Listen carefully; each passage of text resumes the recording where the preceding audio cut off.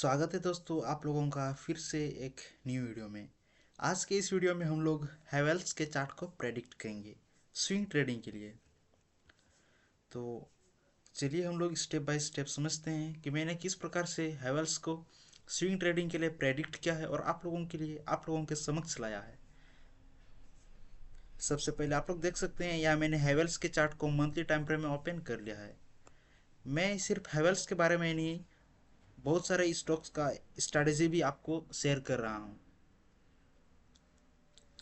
आज तो मैं आपको वो स्ट्रैटेजी एक्सप्लेन नहीं करूँगा कि मैं किस प्रकार से अपना स्टॉक को स्विंग ट्रेडिंग के लिए सिलेक्ट करता हूँ, लेकिन बस मैं आपको बता सकता हूँ कि किस प्रकार से यूज़ करता हूँ। कम्प्लीटली वो स्ट्रैटेजी मैं आपको नहीं बताऊँगा।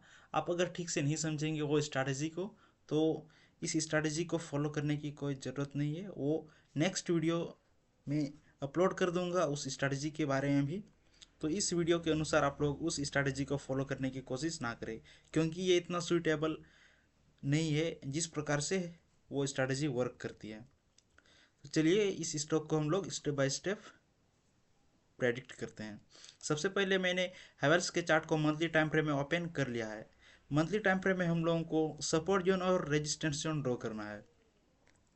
यह भी मैं आपको इन्फॉर्म करना चाहता हूँ कि जब भी आप ट्रेड लेना चाहते हैं, अगर आप बुलिश ट्रेड लेना चाहते हैं स्विंग ट्रेडिंग, तो यहाँ पर आपको करना क्या है, करेंट प्राइस जो लो में है वहाँ पर आपको एक सपोर्ट जोन ड्रॉ करना है। अगर आप बुलिश के लिए ले रहे हैं, आप बाइंग कर रहे हैं, और अगर आप सेलिंग कर रहे हैं तो वहाँ पर जो करेंट प्राइस है नियर द करेंट प्राइस आपको एक रेजिस्टेंस जोन ड्रॉ करना है। तभी आपको पता चलेगा कि आप किस प्रकार से ट्रेड लेने वाले हैं और किस प्रकार से सेल या बाय करने वाले हैं, को पता चल जाएगा।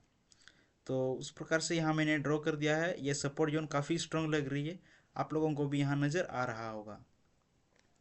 ये सपोर्ट जोन यहाँ मैंने ड्रॉ कर दिया है और कम्प्लीटली ये सपोर्ट जोन बहुत ही ज़्यादा स्ट्रॉन्ग लग रहा है। यह मैंने मंथली टाइम फ्रेम में ड्रॉ कर लिया है और काफ़ी स्ट्रॉन्ग है, काफ़ी अच्छा है। मंथली टाइम फ्रेम में हम लोगों को ड्रॉ करने के बाद अब हम लोग वीकली टाइम फ्रेम में थोड़ा सा नज़र वीकली टाइम फ्रेम में भी एक बार देखेंगे। यहाँ आप लोग देख सकते हैं, यहाँ ये डेली टाइम फ्रेम में अगर ऐसे रहता तो कम्प्लीटली हम लोग यहाँ ट्रेड ले सकते थे, लेकिन ये डेली टाइम फ्रेम नहीं है, ये वीकली टाइम फ्रेम है। वीकली टाइम फ्रेम में हम लोग ट्रेड लेके ज़्यादा रिस्क नहीं लेंगे, जितना रिस्क हम लोगों को लेना है इतना ही। मैं डेली टाइम फ्रेम में आप लोग को इस प्रकार बता सकता हूँ कि अगर ये कैंडल डेली टाइम फ्रेम का रहता, ये टाइम फ्रेम ही डेली टाइम फ्रेम रहता और ये जो कैंडल है ये भी डेली टाइम फ्रेम का रहता, तो इस कैंडल का हाई में हम लोग एंट्री ले लिए होते, हम लोगों का एंट्री इस कैंडल के हाई में होता और इस कैंडल के लो में हमारा स्टॉप लॉस होता, और स्टॉप लॉस और एंट्री पोजीशन को देख के ही हम 1:2 का टारगेट हम लोग यहाँ सेट कर दिए होते।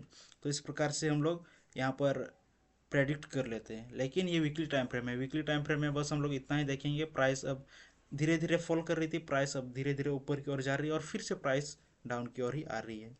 डेली टाइम फ्रेम में मैं आपको एक्सप्लेन करूंगा कि आप किस प्रकार से डेली टाइम फ्रेम में स्विंग ट्रेडिंग के लिए एंट्री ले सकते हैं, क्योंकि जो स्विंग ट्रेडिंग में मैक्सिमम काम है वो डेली टाइम फ्रेम का ही है। प्रेडिक्ट तो आप सपोर्ट जोन और रेजिस्टेंस जोन को ड्रॉ तो आप मंथली टाइम फ्रेम और वीकली टाइम फ्रेम में करते हैं, लेकिन जो एंट्री लेना है, स्टॉप लॉस, टारगेट, सब कुछ आपको डेली टाइम फ्रेम ही करना है। जो करंट कैंडल आपको यहाँ नज़र आ रहा है सपोर्ट जोन का लो के नियर में, ये काफ़ी ह्यूज कैंडल है, तो हम लोग इस कैंडल में एंट्री नहीं ले सकते। हम लोगों को नेक्स्ट जो प्राइस अभी डाउन की ओर आ रही है इसका वेट करना चाहिए, और जो सपोर्ट जोन का सबसे लो लेयर है, सबसे जो लो लेवल है, यहाँ तक प्राइस का वेट करना चाहिए। जब प्राइस कंप्लीटली यहाँ तक फॉल होगी और यहाँ पर जो हम लोगों को एक ग्रीन कैंडल नज़र आएगा, उस ग्रीन कैंडल के हाई में हम लोगों का एंट्री होना चाहिए और उस ग्रीन कैंडल के लो में हम लोगों का सपोर्ट जोन होना चाहिए। सपोर्ट जोन जो यहाँ है, यहाँ पर हम लोग का स्टॉप लॉस होना चाहिए, और एंट्री पोजीशन और स्टॉप लॉस को देख के ही हम लोग अपना 1:2 भी सेट कर लेंगे। तो इस प्रकार से अभी तक तो प्राइस कंप्लीटली फॉल नहीं हुई है, 2-3 दिन का टाइम लग सकता है। मैं कंप्लीटली ये कंफर्म तो नहीं बता रहा हूँ कि 2-3 दिन नहीं लगेगा, प्राइस अब की ओर भी जा सकती है, फिर डाउन की ओर भी आ सकती है। तो जब भी प्राइस डाउन की ओर यहाँ कंप्लीटली सपोर्ट जोन का लो लेवल तक आएगी, मैं आपको इन्फॉर्म जरूर करूँगा। सो आई होप आज का ये प्रेडिक्शन वीडियो आपको काफ़ी इन्फॉर्मेटिव लगी होगी। आज के लिए फिलहाल इस वीडियो में इतना ही, मिलते हैं नेक्स्ट वीडियो में। Till then signing off, bye bye.